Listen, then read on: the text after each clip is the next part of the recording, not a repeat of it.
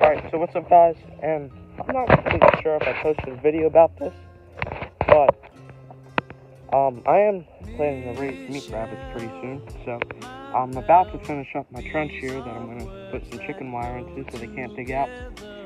I also just put my seeds into the ground. It is almost June already, but it's been so cold where I live that this is like the safest time to put them in the ground. I have a lot of hay here too, because I'm trying to block down the weeds. This is carrots from last season that just came back up again.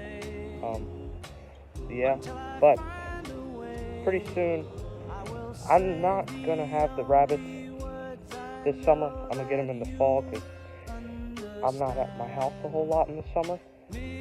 I'll just be doing the guys in the summer. Well, that's guys, for this video. See you in the next one.